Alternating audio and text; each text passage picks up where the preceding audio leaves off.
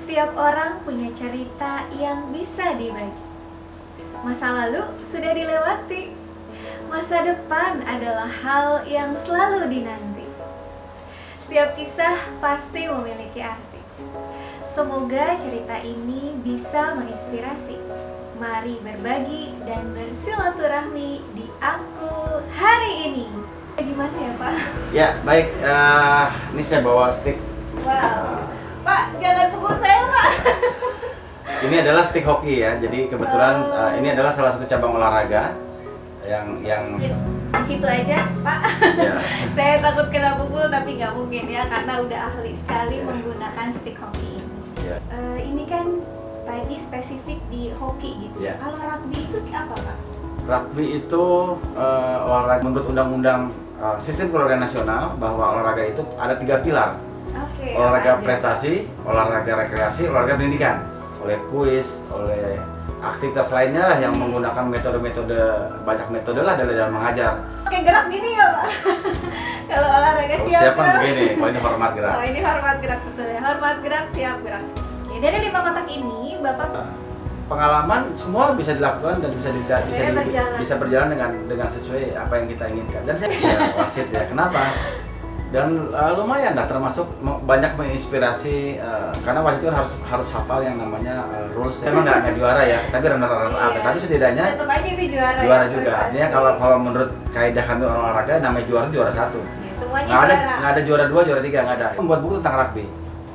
Berikutnya saya akan membuat buku tentang olahraga rekreasi yang hanya ada hari ini, ya, yang didukung oleh hari kemarin dan akan menuju ke masa depan. Ya. Selamat datang di Aku Hari Ini.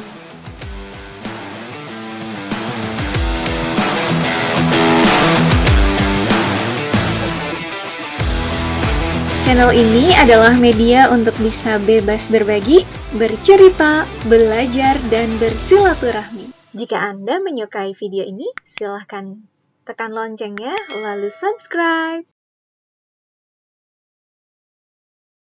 Aku hari ini bertemu dengan seorang dosen yang tentunya beliau juga seorang akademisi dan juga praktisi di bidang olahraga. Siapakah beliau?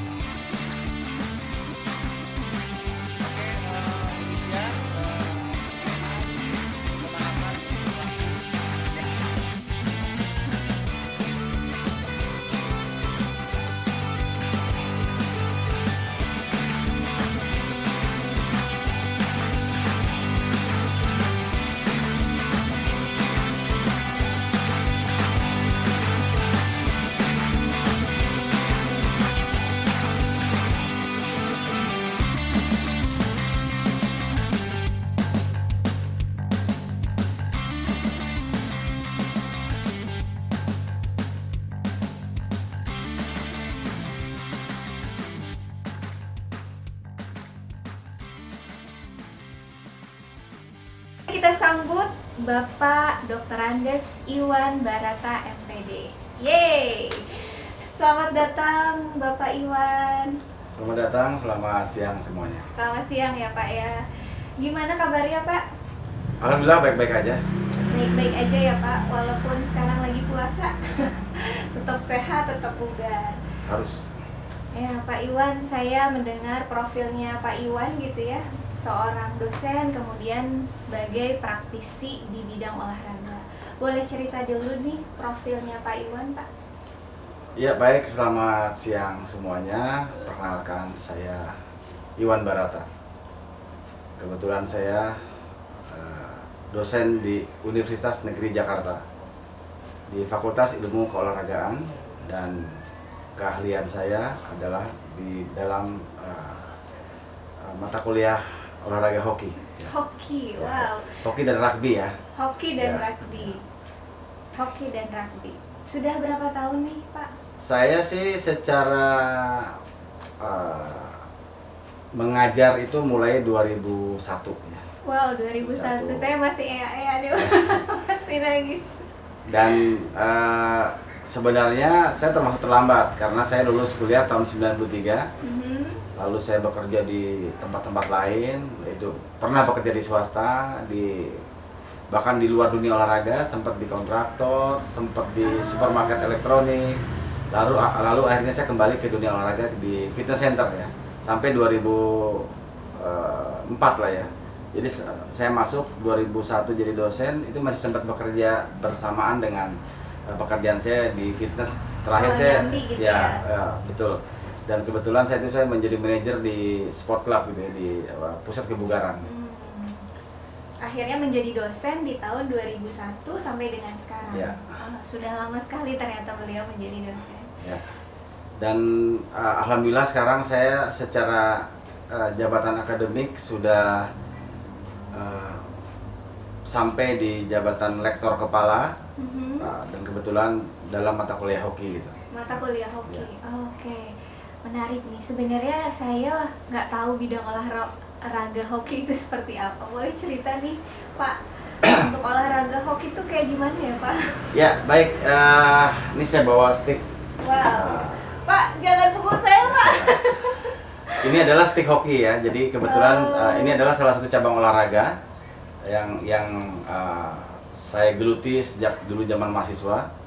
Saya dulu kuliah tahun 87 masuk di IKIP Jakarta dulu di FEOK, Fakultas Pendidikan Olahraga Kesehatan, dan dulu saya pemain sepak bola, namun persaingan sangat ketat. Saya punya obsesi untuk menjadi pemain nasional. Lalu akhirnya saya berpindah cabang menggeluti olahraga hoki, hampir mirip dengan sepak bola, hanya dia menggunakan tongkat seperti ini. Bolanya saya tidak bawa ya, sayang, saya tidak terbawa. Bolanya itu mirip seperti besarnya sih lebih besar daripada bola tenis. Ya. Terbuat dari semacam karet atau karet ya, jadi tapi semacam ya keras gitulah. Jadi nanti itu menggunakannya seperti ini. Jadi di bola itu dibawa oleh sebuah stick, bisa di dribbling, bisa di push, bisa didorong, bisa di hit gitu kan, bisa di flick, macam-macam gitu. Ini cabang olahraga hoki gitu kan. Agak beresiko ya, Pak, dengan menggunakan olahraga menggunakan stick. Termasuk olahraga yang mahal. Sebenarnya dibilang mahal tidak juga ya, karena kalau dibanding tenis tetap masih lebih mahal tenis. Karena ada alat seperti ini dia terlihat mahal. Sebenarnya sih mahal dan murah relatif ya kalau menurut saya, karena tapi tetap kalau dibanding olahraga tenis lebih mahal olahraga tenis ya. Jadi kita berpakaian seperti sepak bola, menggunakan kaos, celana pendek, kaos kaki, nanti ada pelindung kaki, ada pelindung mulut, banyak alat-alatnya gitu. Jadi biar memang lebih safety. Memang sepertinya olahraga ini berbahaya, tapi tidak sebenarnya, karena ada beberapa aturan permainan yang ditentukan sehingga kita terhindar dari berbagai macam cedera gitu. Misalkan pada saat orang mau memukul, itu orang tidak boleh datang ada di sebelah kiri kita. Itu namanya wrong side atau sisi yang salah. Itu secara permainan, salah satu permainan, banyak lagi sebenarnya. Begitu. Di situ aja, Pak. Ya. Saya takut kena pukul, tapi nggak mungkin ya, karena udah ahli sekali menggunakan stick hoki ini. Iya. Nanti kita akan tunjukkan bolanya seperti apa, kita akan lihat ya. Lebih lengkapnya, olahraga ini adalah olahraga yang tentunya bukan olahraga yang berbahaya. Tentu ada teknik dan cara tertentu sehingga jadi atlet seperti Bapak Iwan ini. Nah, Pak, ini kan tadi spesifik di hoki gitu. Kalau rugby itu apa, Pak? Rugby itu olahraga yang menggunakan bola yang lonjong. Sayang saya tidak bawa ya. Ada lonjong. Itu berasal dari Inggris ya. Asalnya juga sama dari sepak bola.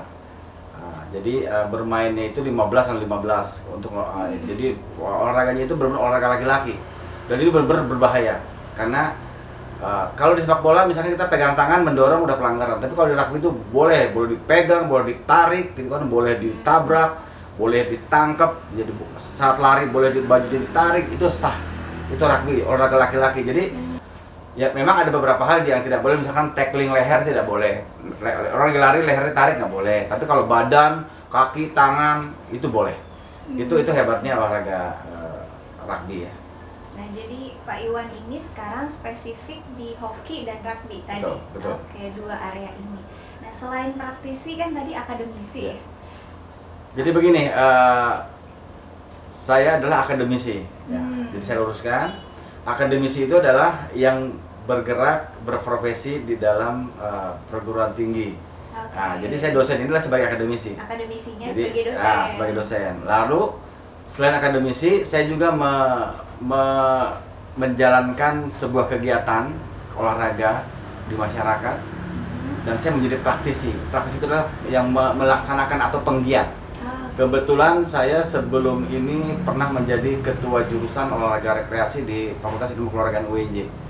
Itu sebelumnya saya sekretaris jurusan, lalu naik jadi ketua jurusan, dan selama 10 tahun saya menjabat di jabatan itu. Setelah saya menjadi ketua jurusan, saya berpikir kira-kira saya harus membuat apa nih untuk supaya saya ikut berpartisipasi dalam sebuah kegiatan di ranah olahraga di masyarakat. Akhirnya saya bergelutan di bidang, masih di cabang olahraga hoki yang saya geluti. Hanya olahraga hokinya bukan dalam bentuk prestasi, ya, yaitu dalam bentuk rekreasi. Perlu saya jelaskan bahwa menurut Undang-Undang Sistem Keolahragaan Nasional bahwa olahraga itu ada 3 pilar. Olahraga prestasi, olahraga rekreasi, olahraga pendidikan. Olahraga pendidikan itu yang ada di sekolah-sekolah. Oke, itu yang biasa dilakukan. Yang laku di sekolah ya, yang dilakukan oleh guru-guru pendidikan jasmani biasanya.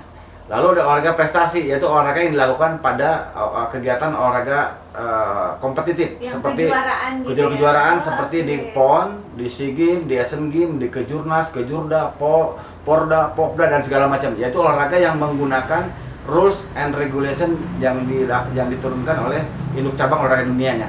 Jadi dia harus baku. Misalkan sepak bola harus 11 orang, harus 11 orang. Nggak boleh 9 orang, nggak boleh 12 orang. Tapi kalau olahraga pendidikan dan olahraga rekreasi itu boleh dimodifikasi. Nah, jadi misalkan betul, bisa dikombin. Contoh kalau di olahraga pendidikan di sekolah, guru mengajarkan bola voli itu tidak harus 6 lawan 6, boleh saja 10 lawan 10. Karena apa? Karena tujuannya bukan untuk olahraga, tapi adalah pendidikan jasmani. Dan rekreasi tadi. Nah, kalau rekreasi itu olahraga yang dilakukan di luar pendidikan dan di luar prestasi tadi, dilakukan di masyarakat. Misalkan di 17-an contohnya, kita ada pertandingan sepak bola menggunakan sarung, kan boleh menggunakan sarung. Kalau sepak bola prestasi harus menggunakan sesuai dengan regulasinya, menggunakan jersey, celana pendek bernomor, ada logonya, ada aturannya baku, yaitu sesuai dengan rules dan regulasinya, atau peraturan pertandingan dan peraturan permainan. Tapi olahraga rekreasi itu tidak. Dia menggunakan peraturan yang dibuat saat itu dan disesuaikan dengan kondisi yang ada. Oke, ada penyesuaian. Betul, penyesuaian. Rekreasi itu kan mengandung arti, kalau menurut teorinya adalah dilakukan pada waktu luang, harus dalam keadaan senang, dan harus sukarela dan harus konstruktif kegiatannya. Konstruktif artinya harus ada nilai lebih. Jadi bukan berarti rekreasi itu misalkan merokok, misalkan mengadakan tidur, itu bukan rekreasi sebenarnya itu. Tapi itu tidak konstruktif. Tetapi kalau selama itu konstruktif, itu dinyatakan rekreasi. Itu secara teori dari rekreasinya. Nah, kembali ke masalah tadi, saya sebagai praktisi dalam cabang di dalam olahraga rekreasi, dalam olahraga ini saya condong kepada olahraga rekreasi.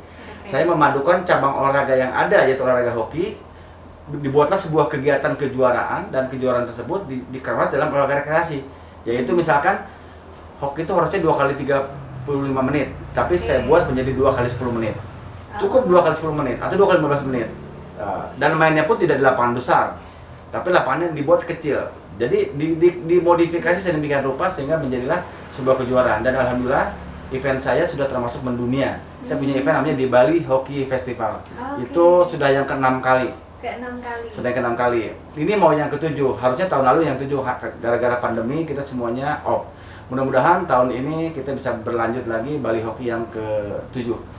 Dan menurut saya dahsyatnya olahraga rekreasi ini, olahraga yang dikemas dalam bentuk rekreasi ini bisa mendatangkan peserta dari luar negeri tuh. Saya sudah mendatangkan 8 negara dari Asia. Oh, mana aja tuh, Pak? Dari Pakistan, India, Sri Lanka, Bangladesh, UAE, Hong Kong, Thailand, Malaysia, Singapura, Brunei, dan tuan rumah Indonesia. Wah, Jadi lebih dari 10 negara sebenarnya. Namun pada saat pelaksanaannya biasanya datang 8 negara, 7-8 negara. Tidak jarang sampai 10-nya. Yang lalu yang terakhir itu sampai 8 negara.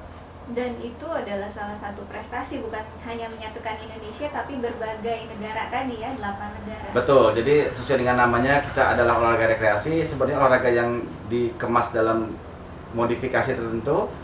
Lalu yang paling penting adalah secara pelaksanaan kegiatan ini lebih condong juga ke sport tourism atau olahraga pariwisata. Jadi kita ikut membantu pemerintah Bali dalam rangka melaksanakan kegiatan pariwisata. Meningkatkan pariwisata karena turis pada datang gitu. Betul. Ya, dan warga di Bali pun jadi kedatangan turis ya, pemasukan untuk Betul. mereka gitu ya. Bisa kita bayangkan, memang kegiatan kita cuma 2 hari ya kejuaraan resminya. Namun mereka tidak mungkin 2 hari di sana. Pasti mereka datang 2 hari lebih awal, Gitu extend bisa 2, 3, 4, 5 hari, bahkan tim Sri Lanka yang lalu bisa seminggu datang di sana. Setelah itu justru jalan-jalan di Nah, Balinya itu kita ya. bisa bayangkan bagaimana di sana pariwisata bisa terangkat dengan kulinernya, dengan transportasinya, dengan banyak hal lah yang berhubungan dengan pariwisata sana yang bisa tersentuh oleh warga-warga dari negara lain yang bisa datang ke Bali gitu. Sambil berolahraga tapi juga dia sambil berwisata. Menarik, keren banget. Jadi ini adalah kontribusinya Pak Iwan sebagai akademisi dan sebagai praktisi di masyarakat tadi. Nah, dengan kondisi saat ini, Pak Iwan, apa sih Pak tantangan terbesar ya menjalani 2 profesi ini sekaligus, khususnya di masa pandemi sekarang ini? Tantangan terbesarnya apa nih Pak? Tantangan terbesar yang jelas kondisi pandemi ini sangat mengganggu ya. Kondisi global ini memang bukan hanya di Indonesia tapi di seluruh dunia. Betul. Seperti yang saya sampaikan tadi, Bali Hockey Festival itu kami lakukan itu biasanya itu dengan peserta terbanyak dari Malaysia. Malaysia sampai saat ini pun belum seperti Indonesia, di mana Indonesia sudah mulai melakukan vaksin ya. Sekarang di sana belum. Saya pun sedikit masih lockdown, masih kondisinya belum seperti Indonesia lah. Saya sendiri sedikit agak pesimis, walaupun tetap saya selalu optimis ya. Tahun ini apakah bisa berjalan, tapi kalaupun kondisi apapun tetap kami akan berusaha supaya tetap mensukseskan acara ini. Itu tantangan terberatnya itu sekarang kondisi ini yang belum kondisi global ini yang belum teratasi secara menyeluruh, itu aja. Ya, itu dari sisi praktisinya. Kalau dari akademisi nih Pak, tantangannya apa? Kalau akademisi secara mengajar, tanggung jawab saya tetap melaksanakan tugas fungsi dan pokoknya sebagai dosen, tetap melakukan. Sudah hampir 3 semester ini ya, 3 semester ini. Saya melakukan dengan sistem pengajaran jarak jauh atau online atau daring. Daring, ya. yes. Menggunakan metode banyak lah, baik menggunakan Zoom maupun menggunakan Microsoft Teams ya. Teams, ya. Itu sih yang tapi tetap kita melakukan. Memang banyak hal ya dengan kondisi daring ini berbeda dengan tatap muka, itu aja sih perbedaannya. Tantangannya ya jujur sebenarnya lebih capek menggunakan PJJ ya atau perkuliahan jarak jauh dibanding tatap muka ya, karena kita dituntut untuk selalu menyampaikan materi secara terus-menerus gitu kan. Sedangkan kalau tatap muka kan kita bisa diselingi oleh game, oleh kuis, oleh aktivitas lainnya lah yang menggunakan banyak metode lah dalam mengajar, baik dengan humor, dengan segala macam cerita itu bisa dipadukan. Tapi kalau di daring rasanya sulit jadi untuk melakukan karena interaksinya terbatas. Secara virtual tadi Dan satu arah sepertinya, walaupun tetap bisa 2 arah tetapi bergantian. Sama seperti di HT, kita nggak bisa berbicara berdua langsung nggak bisa gitu ya. Harus bagaimana masuk, saya dengar ya belum masuk ada ya, delay gitu, gitu ya, belum kalau sinyalnya ada gangguan. Nah itu pula permasalahan daring itu banyak. Itu aja tantangan secara dosen sih, secara akademisi itu aja tantangan selama pandemi itu. Ya, ini Pak menarik ya. Saya pernah dengar, kebetulan saya dulu pernah PPL bersama rekan saya yang memang dia juga jurusan olahraga. Karena olahraga kan ada teori dan banyak prakteknya juga. Nah, konotasi anak olahraga tuh selalu ada hukuman, push up atau apapun. Nah, kalau Bapak gimana nih Pak? Kalau mengajar apakah ada hukuman seperti itu untuk mahasiswa mungkin yang terlambat atau hukuman saat mengajar itu ada nggak sih Pak? Secara umum tidak ada perbedaan sebenarnya antara mata kuliah di program studi olahraga dan di program studi non olahraga. Yes. Pada prinsipnya sih di kelas hampir mirip. Namun memang karena di olahraga itu ada dua apa namanya perkuliahan secara tatap mukanya. Yang pertama adalah perkuliahan teori, yaitu di dalam kelas, dan kedua adalah perkuliahan praktek di lapangan sesuai dengan kecabangannya, seperti tadi hoki, rugby, bola basket, bola voli, bulu tangkis, dan banyak lagi. Nah, kalau secara tindakan hukuman sebenarnya kalau buat mahasiswa olahraga yang namanya aktivitas seperti push up, sit up, lari, squat jump, lompat, dan hal-hal lainnya itu bukan merupakan sebuah hukuman, karena itu adalah bagian dari disiplin, ya, bagian dari olahraga, dan itu bagian dari disiplin ilmu yang kita pelajari. Jadi kalau mungkin masyarakat biasa melakukan push up, sekedar push up saja untuk membesarkan otot lengan, bahu, dan dada. Tapi kalau olahraga secara mahasiswa olahraga, mereka bisa berpikir yang lain, dikaji dengan hal-hal yang lain. Contohnya dengan bahwa olahraga ini menggunakan otot apa, misalkan push up ini menggunakan otot apa, bicep, tricep, deltoid, gitu kan, trapesius, ini namanya otot dada atau pektoral. Jadi itu bahasa itu yang harus mahasiswa olahraga itu hafal. Gitu. Selain juga untuk membina kondisi fisik sendiri. Tentunya kalau misalkan ada mahasiswa yang terlambat, ya kita berikanlah seperti itu misalkan, gitu kan. Tapi itu kan juga bukan untuk berbeda dengan jika itu dilakukan terhadap mahasiswa non olahraga. Kalau dilakukan kepada non olahraga, pasti itu dianggap sebagai sebuah hukuman. Tapi kalau kita bukan, itu adalah pembinaan sebuah fisik. Itu saja. Misalkan berlari, coba lari, karena kamu terlambat 5 menit, tiba 5 keliling misalkan. Seperti itu bagian dari melatih fisik dia juga. Karena mahasiswa olahraga harus selalu fit. Masa mahasiswa olahraga nggak fit kan gitu? Masa lembek ya? Masa lembek kan gitu. Betul. Ya, jadi kalau sebagai mahasiswa itu hal biasa, justru melatih fisik mereka untuk lebih sehat, lebih kuat, lebih bugar gitu ya. Seru banget. Jadi mahasiswa olahraga terlihat Pak Iwan juga kelihatan awet muda ya Pak ya? Ya, masih muda saya kok. Masih muda. Masih 53 tahun ya. Iya, tetap bugar, tetap sehat juga kelihatan. Harus, sehat itu harus ya. Iya, sehat itu mahal juga ya Pak mahal, ya. Saya selalu sampaikan bahwa nikmat yang paling indah itu adalah sehat. Nikmat sehat. Kalau kita sudah sakit, semua apapun kita tidak terasa nikmat ya. Makan nggak terasa, badan nggak enak, dan segala macam. Makanya saya selalu menyampaikan bahwa ini sedikit pesan bahwa untuk saya itu ada 3 ya. Seimbangkanlah antara aktivitas, istirahat, dan asupan atau makan. Jadi aktivitas, makan, dan istirahat itu harus seimbang. Nggak boleh ada yang berlebih dari antara ketiganya. Seimbang. Makan harus cukup, jangan kebanyakan. Kalau kebanyakan juga sakit, akan jadi gemuk. Karena gemuk juga nggak sehat. Istirahat juga harus cukup, nggak boleh begadang, nggak boleh kebanyakan juga tidur. Istirahat itu banyak, ada aktif, ada pasif. Aktif itu sambil jalan-jalan, sambil baca buku, itu istirahat aktif. Tapi kalau istirahat pasif adalah istirahat yang tidur benar-benar gitu. Nah, yang terakhir adalah aktivitas. Aktivitas adalah olahraga dan gerak-gerak yang lainnya itu seimbang. Saya yakin itu akan sehat. Oke, 3 hal tadi. 3 hal tadi harus seimbang. Istirahat, makan, aktivitas. 3 hal ini. So guys, dicatat karena ini penting banget untuk kita biar tetap sehat. Nah, Pak Iwan tadi sudah cerita tentang profesi sekarang sebagai akademisi dan juga sebagai seorang praktisi. Pertanyaan saya berikutnya nih Pak, apa hal yang membuat Pak Iwan ini bahagia untuk menjalani 2 profesi ini secara bersamaan? Kebahagiaan Pak Iwan ini apa ya Pak? Bahagia itu jika kita menjalankan sebuah kehidupan jika sesuai dengan hati nurani. Hati nurani. Semuanya dijalankan dengan hati. Dulu itu waktu zaman SMA atau zaman dulu sekolah di sekolah lanjutan, saya dulu berpikir ingin jadi insinyur. Ya. Oh, insinyur. Ya, insinyur sipil terutamanya. Saya suka dulu karena suka dengan hal-hal yang bersifat teknik ya dulu.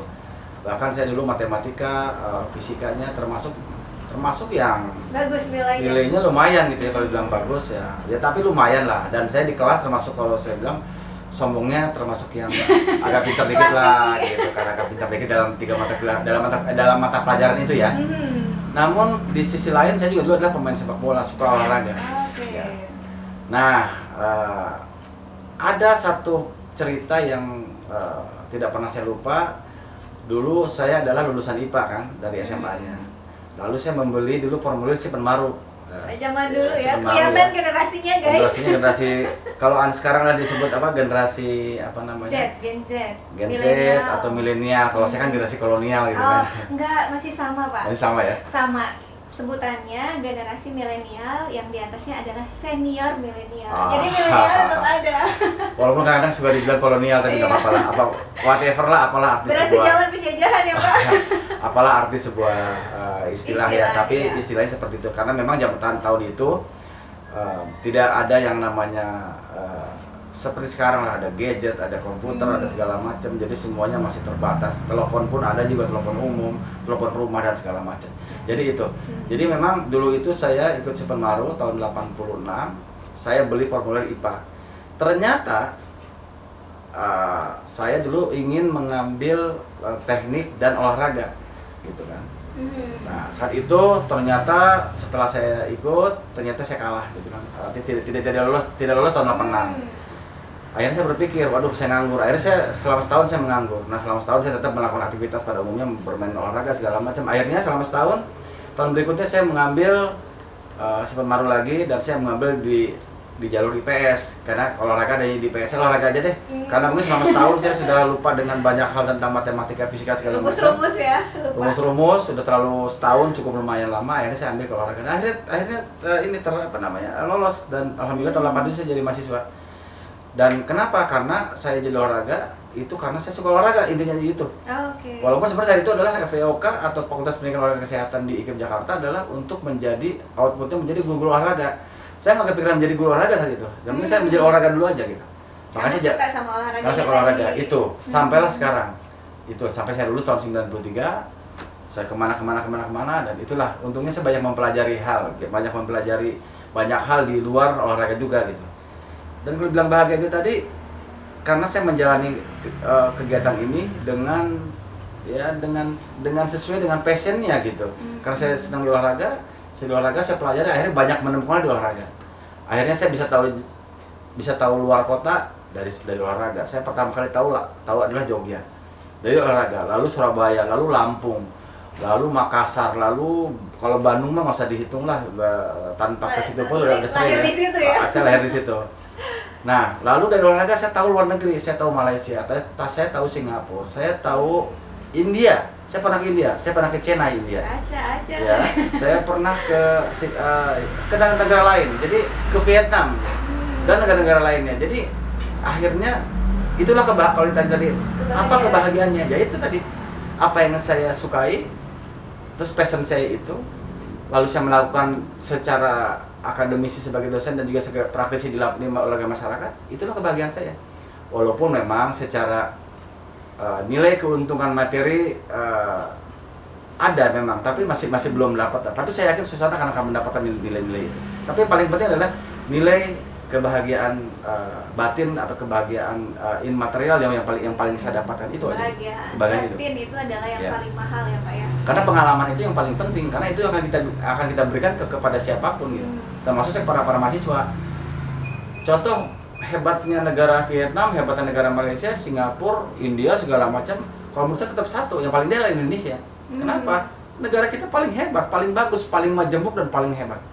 India hanya paling ada 2-3 etnis lah. Ya, Malaysia di sana ada etnis Melayu, etnis Cina, etnis India. Paling 3 besar itu. Singapura juga sama. Di Vietnam cuma satu, dia orang-orang Indochina.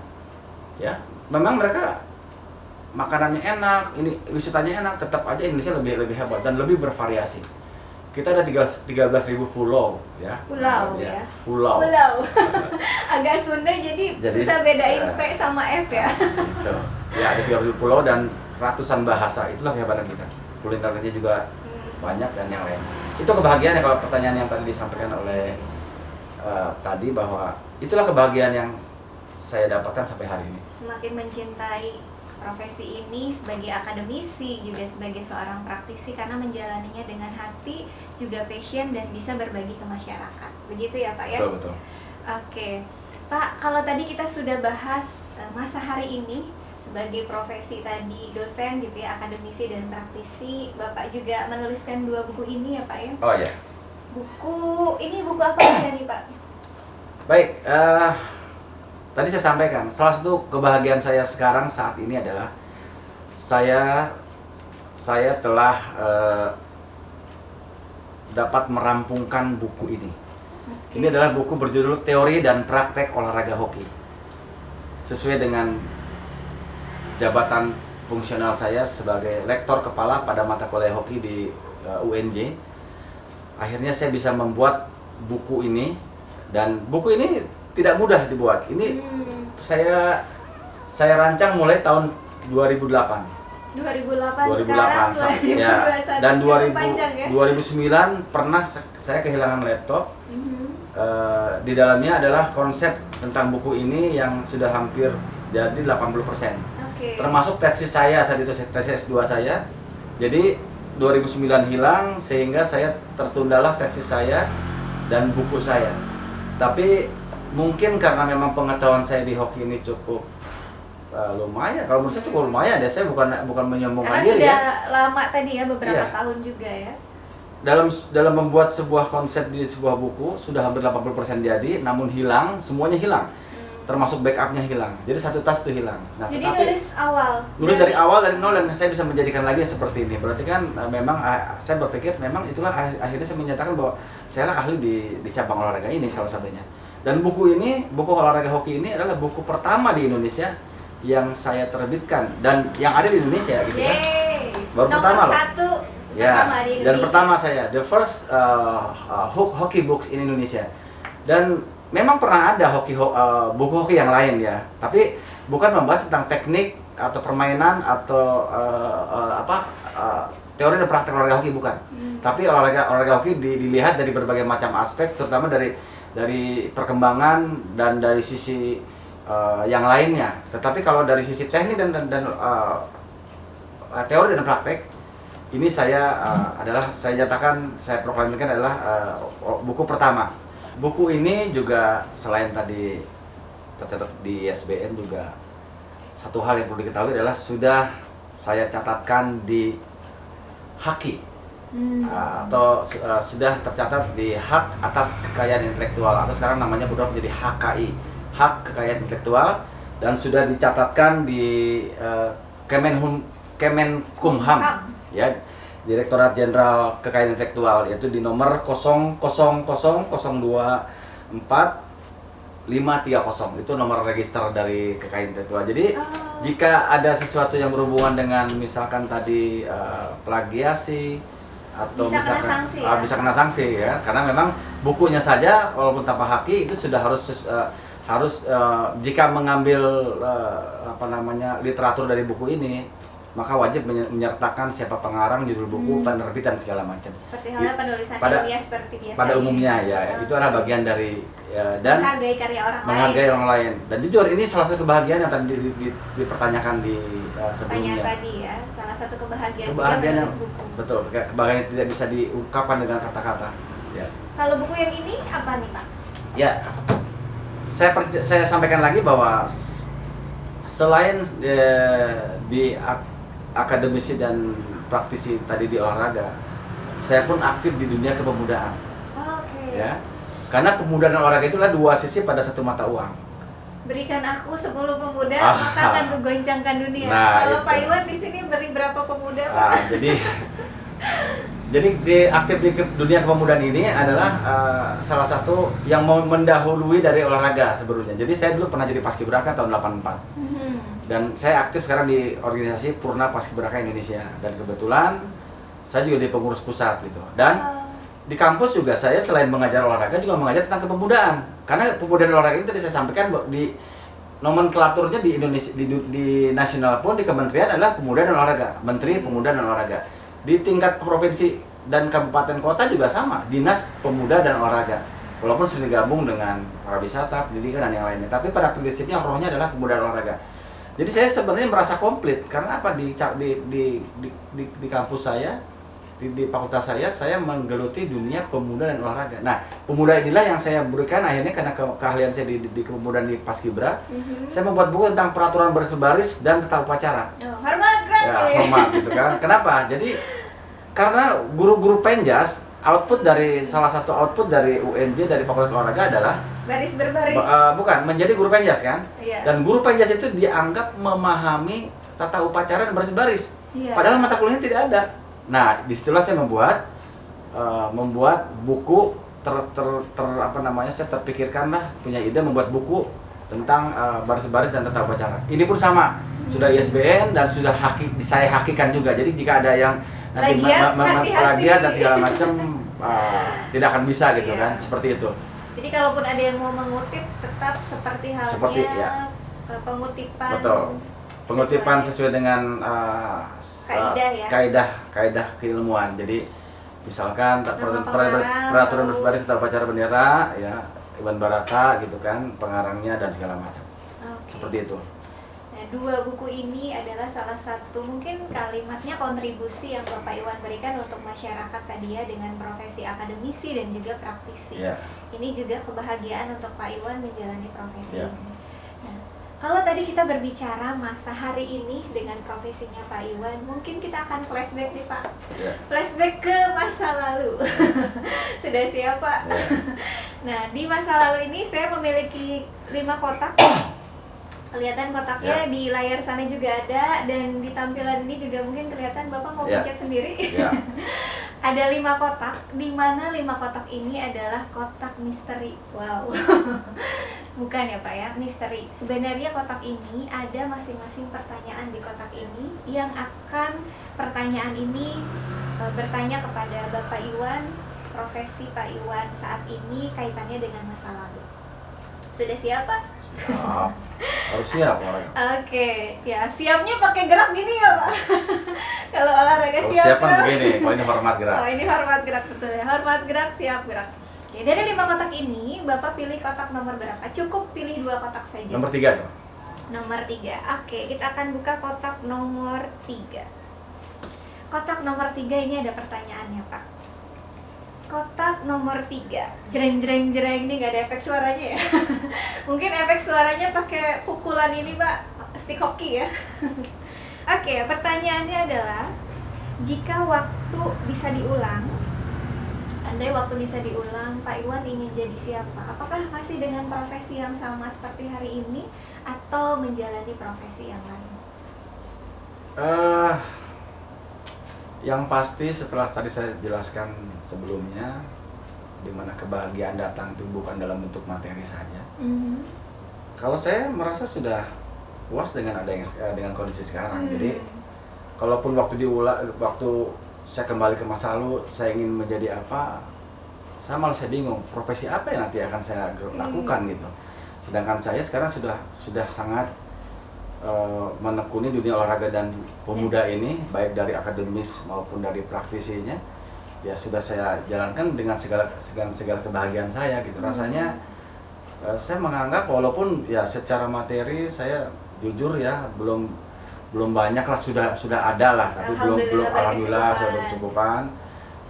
Tapi memang ya itu tadi secara kemampuan ya ternyata di situlah gitu. Kalau saya sekarang ingin menjadi insinyur, saya mesti banyak belajar lagi, dan saya tidak pernah terpikirkan lagi karena sudah cukup lama ya. Lulus di tahun 93, sekarang sudah 2021 ya, sudah berapa ya, nah itu jadi sudah cukup lama. Jadi memang rasanya sulit untuk mencari mencari bidang lain. Ya saya tetap akan memilih ini. Artinya dengan melihat hari ini, kemudian flashback ke masa lalu, tetap Pak Iwan akan tetap memilih profesi ini sebagai akademisi dan juga praktisi di bidang olahraga, hoki dan rugby. Keren banget. Karena belum tentu juga kalau saya di bidang lain bisa bikin buku seperti ini gitu kan. Jalan hidupnya pasti berbeda gitu. Kita juga belum tahu dan tidak terpikirkan gitu. Oke, semakin mencintai pekerjaan hari ini. Seru banget. Kita akan pilih kotak berikutnya Pak. Silakan. Oke, nomor 2 deh. Nomor 2. Jreng jreng jreng. Ada apa di nomor 2? Kotak nomor 2. Nah, di sini mungkin ada pengalaman di masa lalunya Pak Iwan, pengalaman lucu di profesi ini, mungkin sebagai akademisi ataupun sebagai praktisi tadi, hal yang paling lucu di profesi ini, mungkin berkesan yang sampai sekarang selalu teringat dengan momen itu. Lucu sebenarnya di cabang olahraga hoki ya. Kan dulu saya adalah pemain sepak bola. Oke. Lalu saya mencoba, dulu saya itu kuliah olahraga hoki. Dulu dosen saya ada almarhum Ibu Atun namanya. Lalu saya kuliahlah di Senayan, di lapangan Senayan. Kalau sepak bola kan kita semua tahu, semua maklum bahwa bermain sepak bola itu untuk mencetak gol itu harus memasukkan bola ke dalam gawang dari titik manapun. Oke. Baik dari depan gawang, tengah lapangan, Dari bahkan sudut, dari belakang, dari dari sudut, dari manapun boleh gol. Sedangkan di olahraga hoki itu tidak. Oh, beda ya? Beda. Salah satu peraturan permainan atau rules-nya adalah bola itu harus dimasukkan di dalam sebuah setengah lingkaran yang ada di depan gawang. Oke, Jadi ada namanya shooting area ya, atau daerah shooting atau daerah tembakan ke gawang. Dulu karena saya dulu pemain sepak bola, saya tidak tahu. Saya menghit bola dari antara tengah lapangan dan ada namanya ada dari tengah lapangan sampai ke garis belakang itu kurang gawang lebih itu ya ke gawang itu saya dari kira-kira tengah lapangan itu kira-kira 5-10 meter lah. Saya hit itu bola dengan gitu kan. PD-nya ya. Dengan PD saya hit, lalu itu bola masuk, saya teriak, lalu saya membuat selebrasi gitu kan. Gol gitu. Gol, selebrasi seperti layaknya di sepak bola gitu kan. Lalu setelah itu saya juga bingung kok itu gak ada gol, wasit itu langsung naruh bola di titik situ. Ternyata nggak gol, dan itu kalau menurut saya hal yang lucu, hal yang memalukan, hal yang sangat berkesan. Tetapi saat itu akhirnya saya mencetak gol di dalam lingkaran gitu. Jadi itu gol pertama. Gol pertama saya pada saat bermain, dan sekaligus bahwa saya tahu itu adalah gol itu harus di dalam lingkaran, dan itulah menjadi catatan pertama saya bahwa itulah gol pertama saya di dalam pertandingan resmi membawa nama klub IKIP saat itu, dan akhirnya saya menjadi top skor, bukan top skor, mencetak gol. Mencetak gol, dan itu gol pertama, dan akhirnya itulah yang membuat saya jatuh cinta kepada cabang olahraga ini, dan saya akhirnya setelah itu benar-benar meninggalkan cabang olahraga yang sebelumnya. Moment of truth-nya tuh di situ. Di situ ya? kayaknya tuh. Itu sekitar tahun 88 mungkin ya. Itu tahun 88 kalau tidak salah. Saya belum lahir. 88. Jadi itulah yang membuat akhirnya saya pindah ke cabang hoki, dan ternyata sampai sekarang, dan akhirnya menggeluti gitu. Dan saya secara jabatan fungsional tadi memang saya dianggap sebagai tenaga ahli atau ahlinya ya di bidang cabang olahraga hoki ini. Itu mungkin ya kalau dinyatakan sebagai momen lucu, memalukan. Kenapa saya bilang malu? Karena orang pada terketawa. Ya, saya nggak tahu gitu kan. Tapi ternyata itu tidak gol. Nah, itu kejadian. Dan itu terjadi di kompetisi hoki DKI saat itu tahun 88. Justru sebenarnya itu yang membawa hoki ya Pak ya. Tanpa sadar sebenarnya kan awalnya tadi atlet sepak bola dengan PD-nya gol, ternyata itu salah walaupun memalukan, tapi jadi bawa hoki, berpindah sekarang di atlet hoki juga, bahkan jadi dosen gitu ya. Selain itu juga setelah saya lulus tahun 93 dan setelah menjadi atlet, saya pernah berkecimpung di dunia wasit. Oh, pernah jadi wasit ya? Wasit ya. Kenapa? Dan lumayan lah, termasuk banyak menginspirasi karena wasit itu harus hafal yang namanya rules ya, atau peraturan permainan. Di situ saya harus mempelajari, dan disitulah mungkin salah satu rohnya buku ini, salah satunya. Jadi bahkan saya sempat menjadi wasit tingkat kampus, wasit daerah gitu kan. Bahkan sempat menjadi wasit nasional. Bahkan sempat menjadi ketua komisi wasit nasional di induk organisasi cabang olahraga hoki ini. Berapa tahun Pak jadi wasit tadi? Dari wasit itu sejak 94 ya. Pertama kali saya memimpin wasit itu di kejuaraan hoki ruangan di ITB Bandung. Dan terakhir itu saya menjadi wasit itu tahun 2005. Hampir kurang lebih 11 tahun ya. 11 tahun. 11 tahun. Lalu sebenarnya saya masih aktif menjadi wasit aktif karena saya diangkat menjadi ketua komisi wasit nasional, maka saya harus berhenti menjadi wasit dan saya mengurusi perwasitan yang ada di Indonesia. Gitu ceritanya. Walaupun saat itu juga saya pada saat Asian School di Malaysia, saya menjadi wasit yang dikirim oleh Indonesia pada kejuaraan tersebut ya.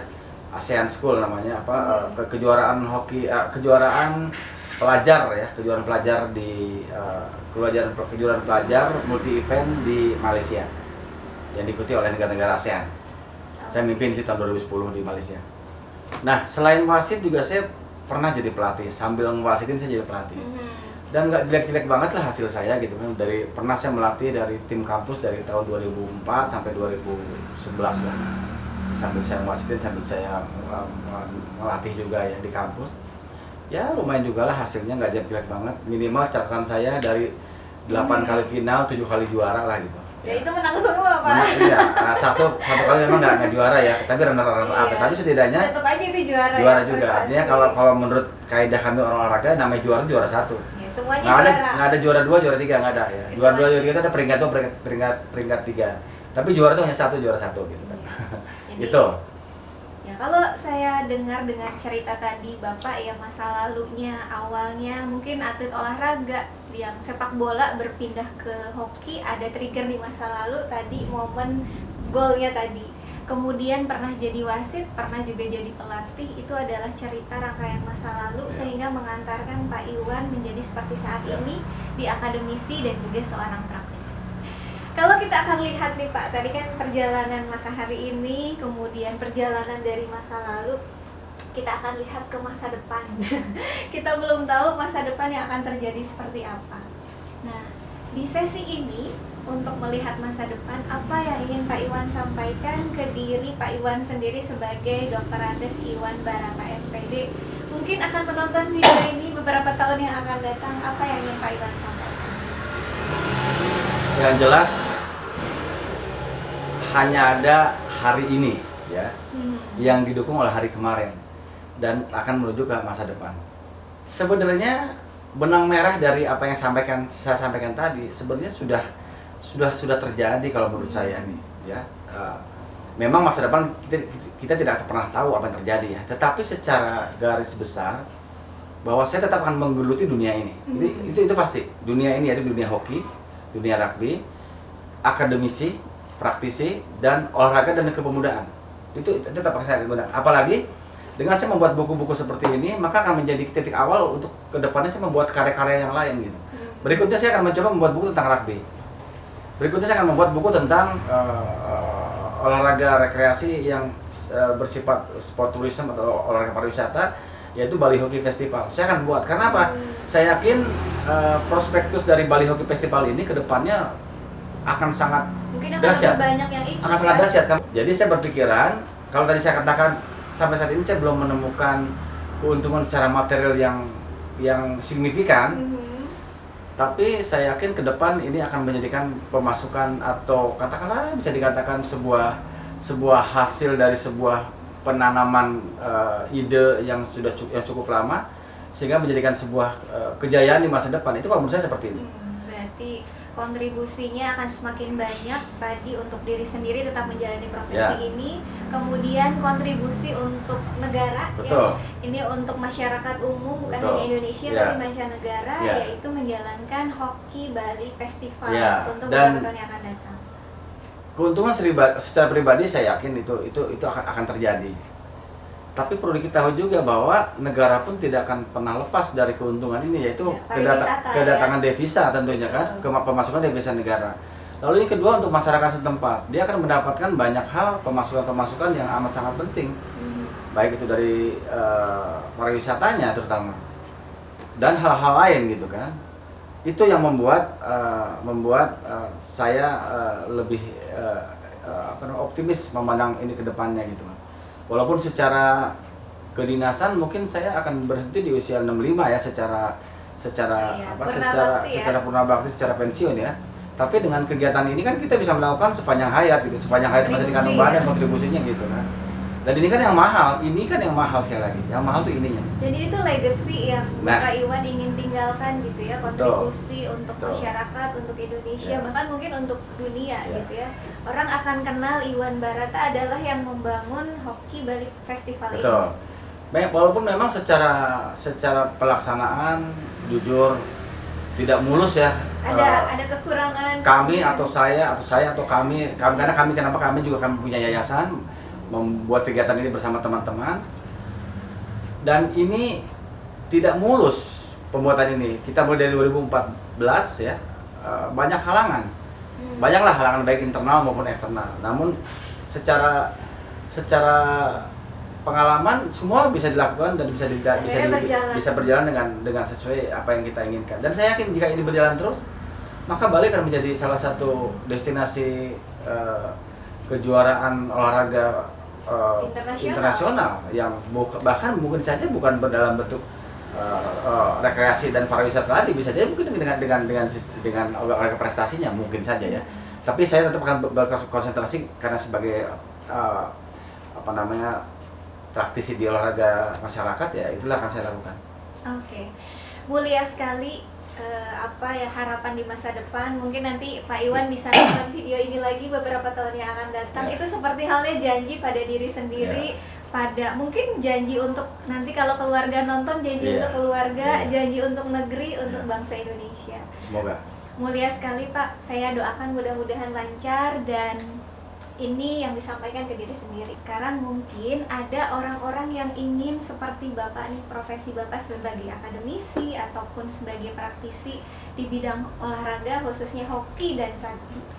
Tips atau trik yang ingin Bapak sampaikan ke mereka yang ingin punya profesi yang sama?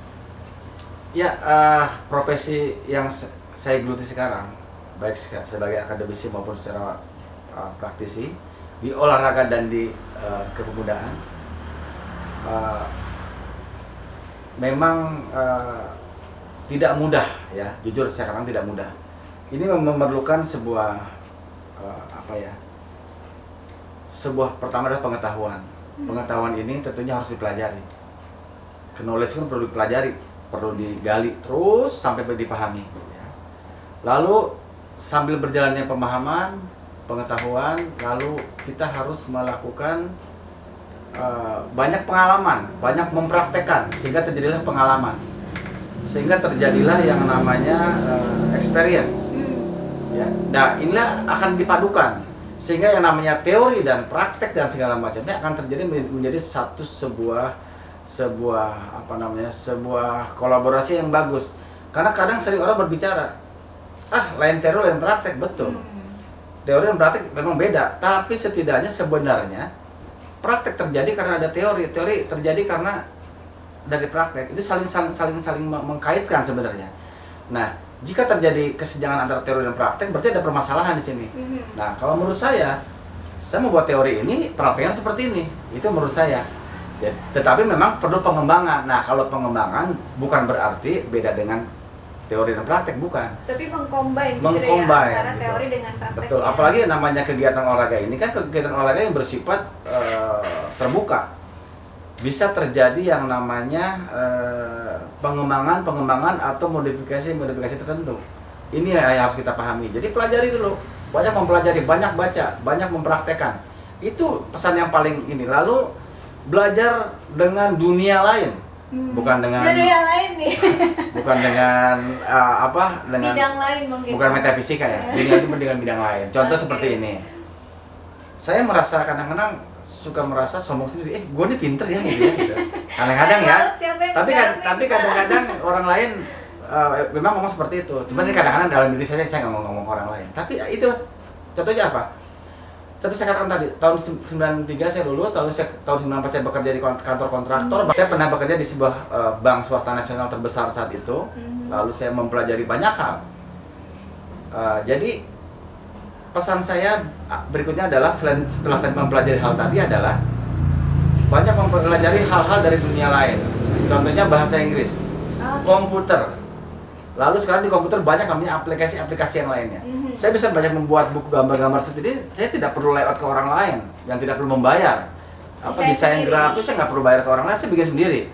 Saya juga tidak ahli dalam Photoshop, tidak, tetapi saya bisa mempelajari secara perlahan-perlahan. Yang namanya gambar diambil dari komputer, di save, lalu diedit menggunakan PowerPoint biasa saja, lalu menggunakan Paint dan segala macam. Akhirnya menjadikan sebuah gambar-gambar yang ada. Itulah saya padukan. Kompetensi di bidang lain. Di bidang lain, betul, kompetensi bidang lain. Satu hal lagi, bahasa Inggris. Saya juga jujur, mungkin secara bahasa Inggris saya juga kurang begitu Cuma bagus. bisa yes no gitu ya tadinya. Tapi saya pernah bekerja atau saya pernah bertugas di SEA Games dan Asian Games ya, sebagai International Technical Official. Di SEA Games Malaysia itu tahun 2017 yang lalu, pimpinan saya atau bos saya itu adalah orang India. Ya, dan dia pasti ngomong bahasa Inggris itu kan. Nah, lalu yang kedua, waktu SEA Games Asian Games di Jakarta, saya menjadi ITO lagi, International Technical Official. Juga bos saya adalah orang Hong Kong, ya, walaupun dia orang India aslinya, tetap menggunakan bahasa Inggris. Nah, dari banyak mempelajari buku tadi, banyak bahasa Inggris, terutama kalau buku-buku olahraga hoki ini kan tidak ada yang namanya bahasa Indonesia. Makanya saya sampaikan tadi, ini buku pertama dalam bahasa Indonesia. Nah, kita mempelajari rules kan dengan menggunakan bahasa Inggris. Itulah yang saya sampaikan tadi. Akhirnya saya mempelajari banyak, setidaknya saya ngerti dalam bahasa Inggrisnya, bahasa hoki. Lalu saya praktekkan sambil membaca, lalu berbicara. Kalau tidak saya dapat berbicara bahasa Inggris minimal secara fasih, setidaknya saya bisa mendatangkan orang-orang dari luar tadi. Saya bisa berkomunikasi dengan pimpinan saya tadi atau bos saya tadi di pertandingan. Itu pesan saya adalah tadi, ya, garis benang merahnya adalah pengetahuan, lalu dipelajari, ya, lalu dipraktekkan, ya, sehingga menjadikan pengalaman, mempelajari bidang kompetensi yang lain, ya, bahasa Inggris, komputer, serta sekarang berkembang dengan adanya aplikasi dari komputer yang amat sangat hebat sekarang.